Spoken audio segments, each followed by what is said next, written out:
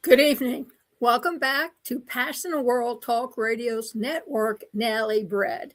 And today we're talking about the 7 C's of communication. One was the last time you spoke, gave a speech, presented an online seminar or webinar, or even debated someone. Did your listening audience understand what you said the first time around? Or did they ask questions asking you to clarify what you've just said? So today is the second day on our new series of communication. The real kind, when you're trying to impart a thought from you to somebody else, a definition to explain a word, and more importantly, when you present a thought or an idea to somebody, sometimes you have to go around with details and supporting information to make sure they understand the vocabulary that you use. Not the kind that people today do, where they just text and don't open up their mouths and speak. But even in texting, you have to be careful how you communicate with other people, because you're not always speaking to a BFF or your mom or dad or maybe your girlfriend. Sometimes you're talking to somebody who holds an important value for you that you would like to collaborate with. And that's the kind that actually lands, connects, and helps move your conversation you're having with them forward.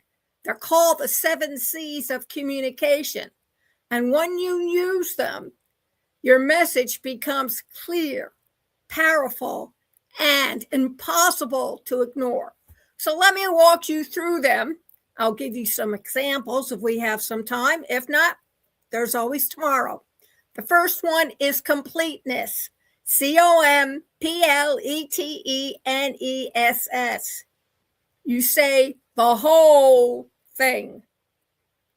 Give your listener everything they need so they don't have to ask you me, which is what I learned from my mother's knee, assume, or fill in the blanks.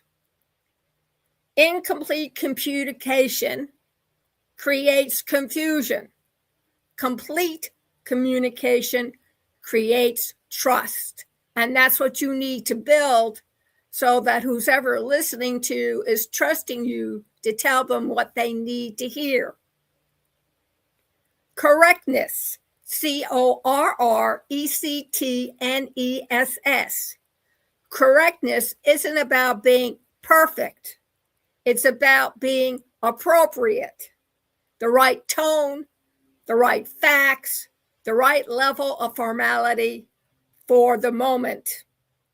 So when you write to a judge, or you write to a senator or a congressman, or even the president of the United States, you address them correctly.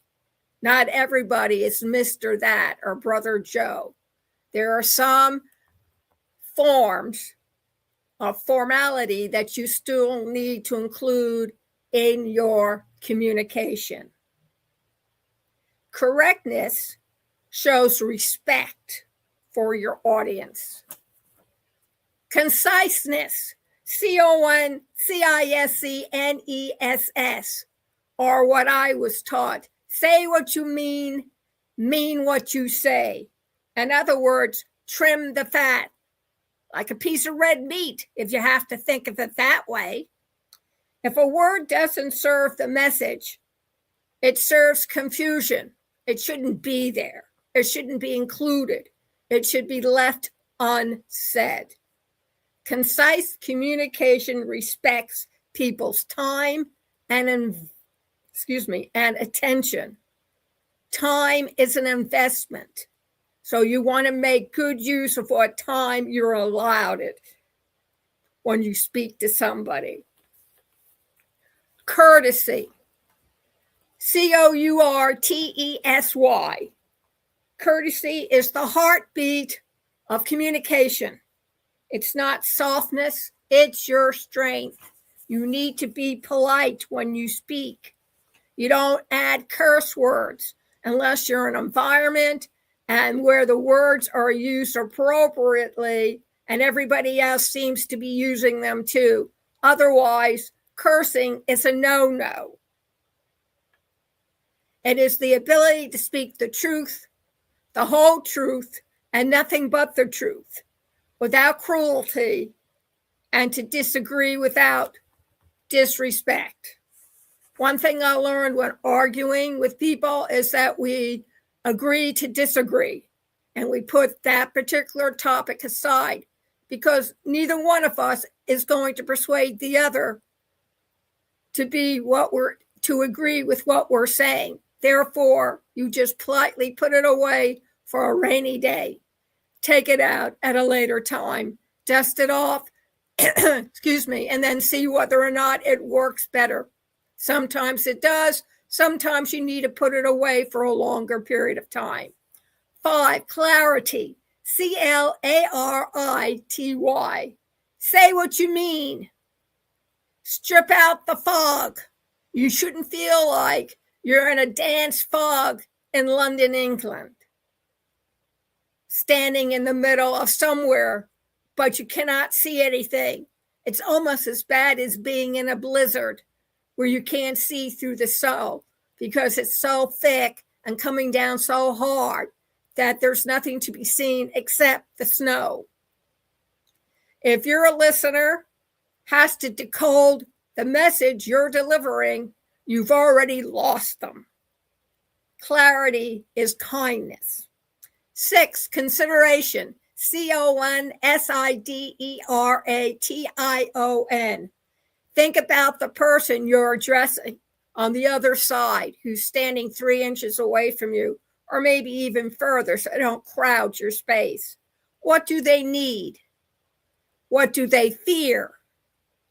What do you hope they'll say? Consideration turns communication into a connection. Don't overlook it. The last one, concreteness. C-O-N-C-R-E-T-E-N-E-S-S. Give your message weight. Just don't say flimsy, flamsy, or goobly gobbly doo. That's not going to help. Use examples, specifics, what your teachers formerly called supporting material.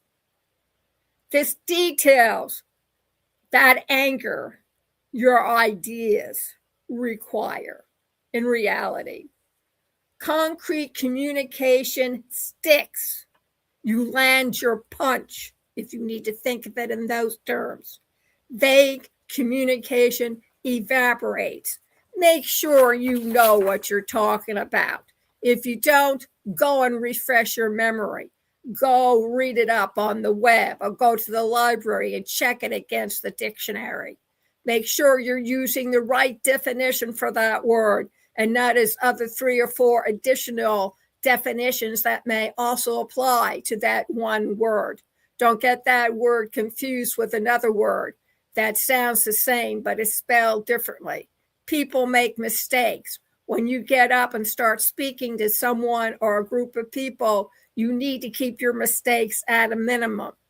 It's the difference between World War III and a revolution somewhere in the South Sea Islands. When you use the 7 C's of communication, you stop talking at people and start communication with them. You should never talk at anybody. When your child comes and says, you talk down to me or at me, what they're really saying is you're not really including me in this conversation. You're just getting angry words out. So be careful how you frame and put your words together because every word means something to someone. And in a world full of noise like our world, the person who communicates clearly becomes the person everyone listens to. So that's a wrap with PWTRN Daily Bread, the 7 C's of communication. You've had your first slice. The next slice comes tomorrow even.